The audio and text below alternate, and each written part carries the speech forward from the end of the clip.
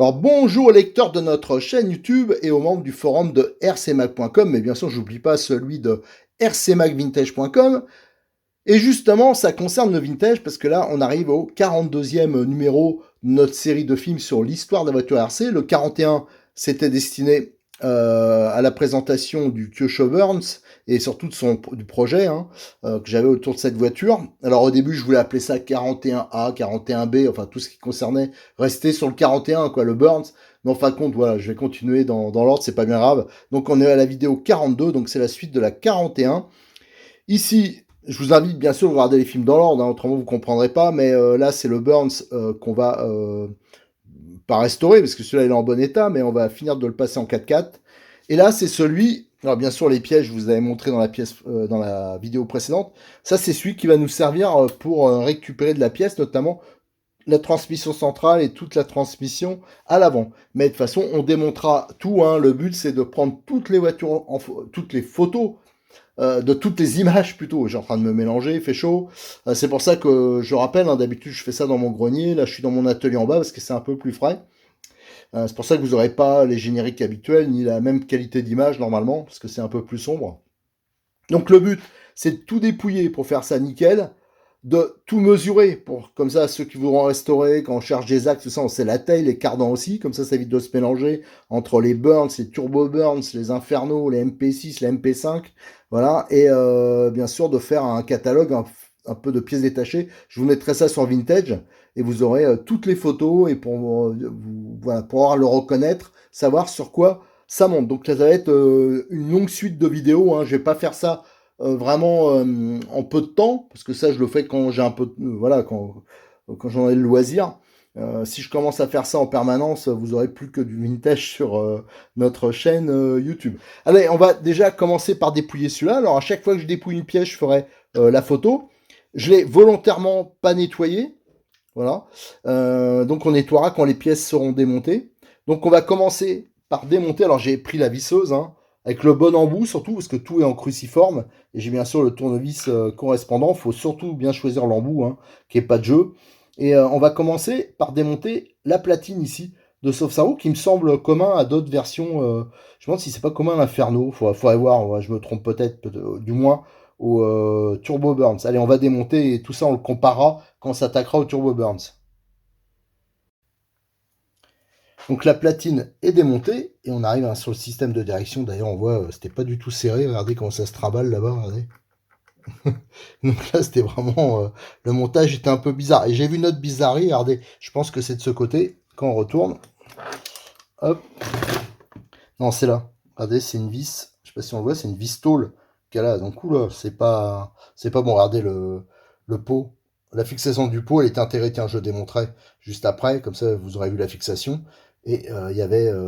voilà, ils ont mis double écrou, écrou contre écrou. Et bien sûr, c'est monté à l'envers. Imaginez bien, en tout terrain, ça accroche à mort, quoi. Ça se voit que la voiture a pas beaucoup roulé, d'ailleurs. Donc, ça avait été un peu, voilà, monté vraiment pas terrible. Alors, ce qu'on va faire maintenant qu'on a démonté la platine, je vais démonter les biellettes. Regardez, là, on voit vraiment la vis tôle. Ça, je vais le démonter pour pouvoir démonter le système de direction. Et tiens, j'en profiterai, comme on l'a vu, ça sera fait. On démontera le pot. Là, je vous montre la platine. Ça, je vais le faire en photo. Donc, vous avez la platine en alu. Vous avez donc les vis métriques à chaque fois. C'était des têtes cruciformes. Et vous avez les entretoises qui viennent se mettre voilà, entre la platine. Et alors là, voilà, ça, c'est des genres de pièces qu'après, on peut avoir un peu de mal à trouver. Alors moi, ce que je fais quand je démonte comme ça, regardez, hop, j'ai prévu des boîtes. Et je vais tout mettre. Voilà. Je vais peut-être démonter d'ailleurs les deux voitures à la fois, comme ça je mettrai les pièces en commun, et chaque boîte ça correspondra à une étape avec les vis qu'elle est dedans, comme ça on pourra vraiment faire les mesures de toutes les vis. Celle-là je pense que c'est à peu près conforme. Celle-là par contre on voit, là déjà il y avait des vis un peu différentes, des vis de type 6 pans creux, donc ça c'est sûr que c'était pas bon. Et malheureusement l'alu là il avait été un peu, on voit poncer, on voit les traces. Ça, il faudra essayer de le retirer. Et les deux trous qu'il y a ici, bien sûr, ils servent à la fixation de la platine pour le cerveau, le récepteur, la batterie. Voilà, donc ça, on va le démonter aussi sur celle-ci. Mais avant, je démonterai le pot en même temps. Tiens, je vais démonter les deux pots de chaque côté. Je vais le faire tout de suite. À noter que sur la version 4.2, Et il m'a fallu démonter la platine radio pour accéder plus facilement aux vis qui tiennent, enfin à la vis qui tient le pot d'échappement. Alors, la platine radio que voici, hein, voilà, qui était toute neuve sur cette voiture, et donc qui se fixe sur la platine de sauve-cerveau et sur ces deux points-là. Notez que les vis, ça tenait à peine, c'était pas les bonnes vis, ou alors là c'est à moitié foiré. Enfin, c'était pas top. Mais on voit que le reste, hein, c'est quasiment du neuf. Donc ça, c'est plutôt un bon point. Alors sur celle-là, j'ai démonté la platine et j'ai démonté les bras de direction. Notez qu'il y a de la rouille. Donc tout ça, il faudra qu'on le retire. Voilà, donc ça sera peut-être de refoutre comme ça anodisé noir. Ça obligera peut-être de faire un peu de masquage, hein, de mettre enfin un peu de déco, ça veut dire repeindre en noir. Regardez, il y avait une caractéristique aussi, c'était pas une biellette là, c'était une tringle. Et c'était juste un petit pivot comme ça, regardez, en métal, avec une petite vis qui permettait de régler la longueur de la tringlerie. Et ça, c'est surtout, c'est très dur. Ça, c'était un truc qui arrivait souvent. Alors, les gars, ils roulaient comme ça. Et comme les cerveaux de l'époque, ils étaient très peu solides, ça grillait assez rapidement. Donc ça, il fallait le vérifier régulièrement. Donc, il y avait notamment Chrono Racing qui avait sorti un système. Alors, moi, je l'avais fait à l'époque, hein, au tout début que je l'ai eu, le premier truc que j'ai fait, j'avais des petits graisseurs au boulot. Et j'avais mis des graisseurs là, et j'avais percé, j'avais fait une petite spirale. Et Jean-Louis l'avait repris après, et il vendait ça à sa boutique. C'était des petits graisseurs, j'avais fait ça. Donc ça c'était efficace, ça permettait d'avoir une direction bien libre. Alors là aussi on l'a démonté, mais sauf que pour démonter l'ensemble déjà là ça va être dur parce que c'est grippé, mais surtout il va falloir que je démonte le train avant. Alors le train avant ça sera la prochaine étape, mais avant on va regarder les pots. Alors ça c'est le pot que j'ai démonté sur le premier, donc c'est le pot d'origine hein, qui avait sa fixation, comment dire, comme ça qui était intégré, hein. Et on voit ça a été recoupé. Et là par contre, alors celui-là il est un peu précieux du coup, parce qu'il y a le coude qui semble en bon état. Il semble complet. Ça c'est vraiment le pot d'échappement qu'il faut mettre sur le Burns. Regardez, la sortie était toute petite. Voilà, donc ça, j'avoue que peut-être que je démontrerai celui-là pour vous montrer l'intérieur. Mais regardez, là c'était creux, hein. C'est ça qui faisait le cône. C'était un peu particulier et c'était surtout assez fragile. Alors, prochaine chose que... Ah oui, mais j'ai démonté les roues, j'ai oublié de le dire. Regardez, j'ai démonté les roues sur celui-là. Alors, la caractéristique, il y a... alors ça, c'était vraiment ridicule, hein, c'était vraiment pour faire différent et que les gens ne puissent pas monter les jambes d'une marque à l'autre. Il y avait, comment ça s'appelle, Yankee, qui avait sorti un standard, et qui est toujours le standard actuel, c'était le moyeu de 17 avec l'écrou. Eux, ils se sont dit, bah non, nous, on va mettre un moyeu de 19, alors qu'il était retenu par la goupille d'entraînement était retenue par un joint torique, ça c'était un peu aussi casse-bonbon des fois, et c'était une vis comme ça. Alors les jantes sont particulières, déjà parce que le moyeu c'est du 19, et le trou là est beaucoup plus petit. Et en fin de compte, il y avait ces vis là avec la tête de lisse, et les grosses rondelles aluminium. Voilà, donc ça, au bout d'un moment, ils se sont aperçus qu'ils faisaient une bêtise. Alors, je sais plus à partir de quelle voiture, mais je me demande si c'est pas à partir du MP75. Alors là, je dis peut-être une bêtise, mais ils ont mis longtemps à se mettre au standard. Et donc, les gars, ils bricolaient. Moi, je me rappelle, sur les banks, il y en a plein qui faisaient des bidules pour pouvoir monter des moyeux de 17. Donc ça, c'était un peu... voilà, les Japonais, ils ont voulu... ils ont copié, mais pas tout. Et ce qu'ils n'ont pas copié, des fois, c'était pas toujours une bonne idée. Donc ça, on a démonté. Allez, on va démonter donc les trains avant. Et ça permettra de démonter ensuite les ensembles de direction. Mais je vous dis, ça va être là, ça va, il bouge. Mais de l'autre côté, ça va être beaucoup plus dur. Alors pour démonter les trains avant, on va regarder en dessous. Hein. C'était assez simple. Il y avait ce gros pare-choc en plastique là, qui est assez dur à trouver parce qu'il était monté sur plein de voitures parce qu'il protégeait bien. Quoi. Il était énorme, il était solide en plus. Donc il n'y a que 4 vis à retirer, cruciformes là. Vous voyez là, c'est pas des modèles fraisés, hein, c'était une option. Et je crois après sur les turbos, les Burns turbo, c'est ça. Enfin turbo. Mince, comment il s'appelle déjà? Ah ben trou de mémoire. Trou de mémoire. Le Turbo Burns. Turbo Burns, voilà. Oh là là. Je vous dis, il y a une chaleur, et il doit faire 33. Enfin, il fait hyper chaud dans la pièce et je commence plus à avoir ma tête. Allez, on démonte les 4 vis. Et comme ça, on va démonter le train avant et on pourra démonter le système de direction. Allez, j'ai démonté le train avant et toute la partie sauf cerveau. Donc voilà. Là, on a le train avant, on voit que les axes, c'est par circlips, hein. Il y avait même 3 positions, il y avait déjà des réglages. Là, on voit qu'il n'y a rien parce que c'est un deux roues motrices, c'est creux. On voit la partie translucide, hein. C'était vraiment la caractéristique du Burns. c'est qu'il y avait le petit capot en Lexandre, hein, pour visualiser, pour faire le graissage éventuellement.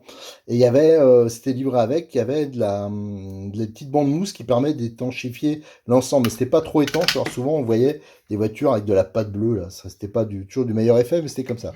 Voilà, donc on a les porte-fusées, les étriers. On retrouve à peu près, hein, ce qu'on trouve sur les MP9, les MP10. Hein. C'est toujours un peu le même principe.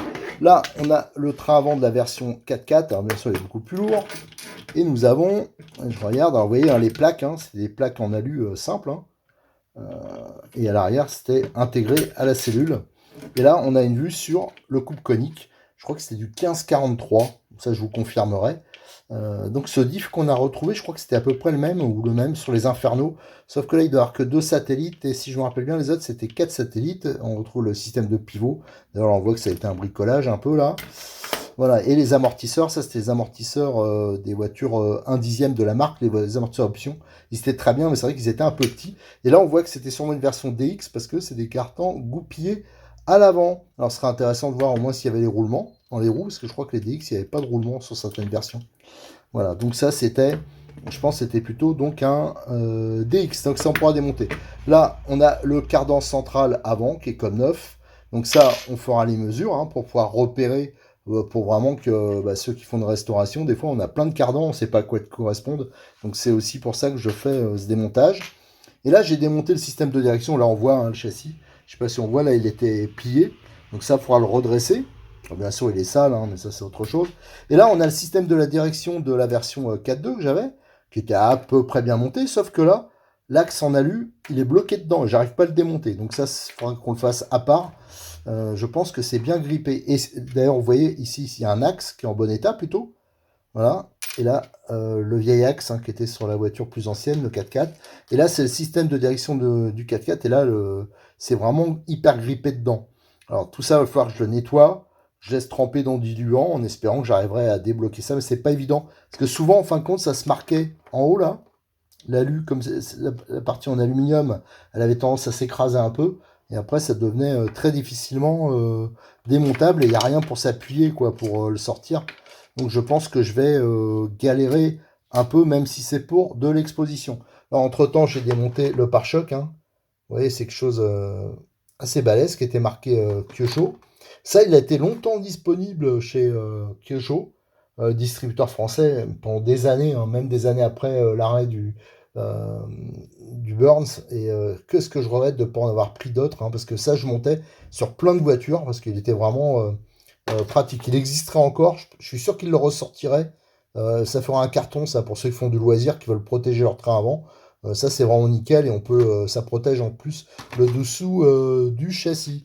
Qu'est-ce qu'on avait vu? Ah oui, il y avait les roues, hein, j'ai oublié de le dire, je crois que j'ai oublié d'en parler. Ça, c'est vraiment caractéristique des premiers Burns. Je crois que ça existait en jaune aussi, et avec les deux largeurs. Regardez, il y a deux largeurs différentes, et là, c'est des pneus plutôt durs. Et c'est les premiers qui avaient, alors, je ne sais pas si on peut le voir, là, si je peux déboîter. Attendez, parce que je pense que c'est mal collé, donc ça peut sûrement se démonter. Enfin, il y avait une lèvre à l'intérieur, c'est les premiers qui ont fait ça. Et regardez le marquage, enfin voilà, en plus c'est le marquage d'une grande marque connue de pneus grandeur. Voilà, donc allez, le train avant, on va les mettre de côté, ainsi que toutes les pièces de direction. Et je pense que la prochaine qu'on va démonter, hein, on va démonter le train arrière. Et le train arrière, c'était, je pense, une des premières voitures qui avait une biellette de renfort comme ça. Donc il faut démonter la biellette, avec sa rotule spécifique en aluminium aussi, avec le gros épaulement. Ça, c'est vraiment spécifique au Kyosho, entre guillemets, moderne des premières versions. Et pour le train arrière, normalement, il n'y a que 4 vis à démonter. Allez, je vais démonter les deux trains arrière. Donc j'ai démonté hein, sur le châssis qui avait été restauré. D'ailleurs, j'avoue que sur le moment, quand je l'avais acheté, je pensais que la restauration était bien faite. Et des trucs sympas, mais par contre, quand je regarde de plus près, en fait, bon, il y a beaucoup de visseries qui n'étaient pas conformes. Mais surtout, regardez, des vistôles là aussi. Là, pour tenir le réservoir, c'est des vistôles style pour le placo. C'est vrai que c'est un peu moyen. En dessous, regardez, les vis, là, ça correspond pas du tout. Voilà, bon. En tout cas, donc, je suis un peu déçu, mais bon, ça vaut moins 10 ans que je l'ai. Ça, c'est les cardans centraux arrière. Donc, je ne me plante pas. Hein. Là, j'avais mis l'avant avec le pare-choc. Et là, c'est toute la visserie du train arrière. Là, ça sera les pièces. Voilà, tout ça, c'est pour pas me mélanger, surtout lors du nettoyage. Pour la biellette ici, ça tourne hein, quand j'essaye de desserrer. Donc ça, je le ferai quand tout sera démonté. Je prendrai une pince alu, ça c'est indispensable quand on fait du modélisme. Et ça me permettra de maintenir la pièce en alu sans qu'elle s'abîme et de démonter l'ensemble. Alors ce qu'on va faire hein, sur celle-là, il nous restera à démonter les 4 vis qui tiennent toute la partie centrale. On démontera le réservoir, ses fixations et les supports moteurs. Hein. Ça c'est toujours resté comme ça, Kyosho. Toujours avec le système qui permet de noyer les têtes de fixation des supports dans l'épaisseur du châssis. Moi, c'est un système que j'ai toujours apprécié. Sur l'autre voiture, hein, ben là, il n'y avait pas le renfort, il n'était plus. Et on voit, il y avait 3 tonnes de saloperie. Hein. Le châssis, il est plutôt en bon état, sauf qu'il est très sale. Hein. C'est pour ça que j'avais laissé. Là, on voit les fixations, elles sont peut-être un peu plus d'origine, là. Mais on voit que c'est fendu, là. Alors, c'est souvent, moi, c'est pas extrêmement grave parce que c'est comme c'est des réservoirs qui sont rares, bon même qu'on arrive à l'avoir comme ça, voilà c'est un moindre mal. Donc les fixations, là le différentiel central, là c'est pas le comme sur la version 4.2, à noter l'énorme disque en plastique qui existait en époxy en option, un Drastic qui était le distributeur, il a fait rapidement des pièces options ainsi que je vous disais un chrono racing. Donc là on a le différentiel. Alors je sais pas s'il est complet, le système ne me semble pas, je sais pas. On verra avec le système qui devait permettre de régler le glissement, hein, la dureté du différentiel, mais qui fonctionnait pas des masses.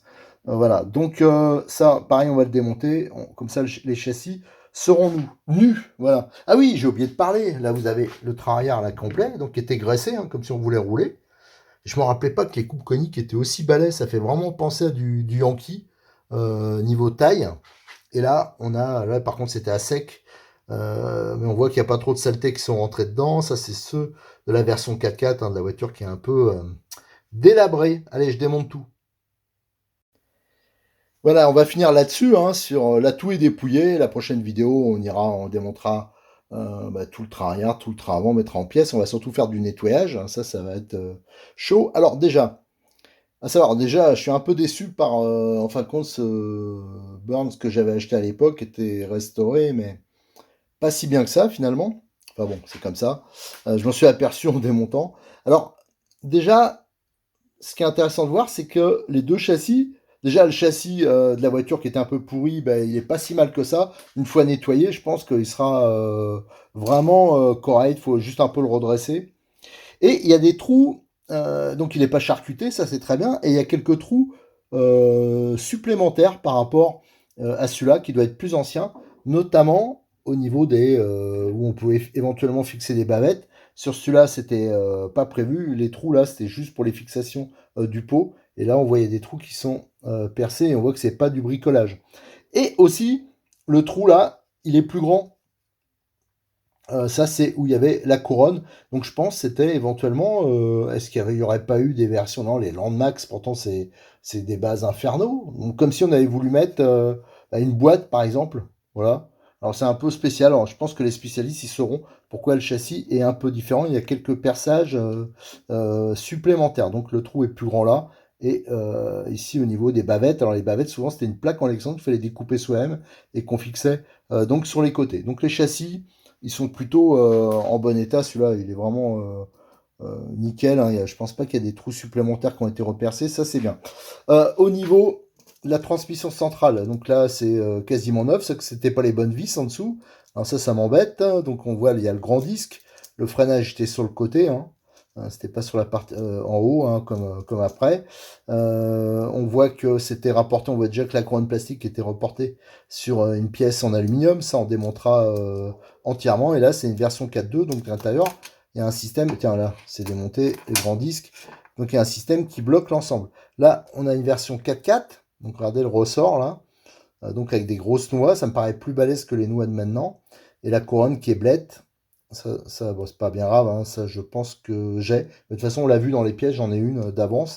Donc on changera, donc tout ça va falloir nettoyer. Là, on a les supports moteurs, c'est bien parce que c'est le même système que maintenant, mais c'est pas les mêmes tailles. Donc ça va permettre d'identifier dans le stock de plaques que j'ai retrouvé. J'ai trouvé plein de plaques qui ont pris l'eau. Alors ça va être le problème de les nettoyer. Donc je pense qu'il y a pas mal de plaques d'avance et des supports moteurs. Ça va pas identifier. Ça c'est la biellette de renfort arrière. Ça c'est la chape que j'ai démontée donc avec une pince alu. Ça pareil j'en ai trouvé pas mal. Ça, c'est les supports.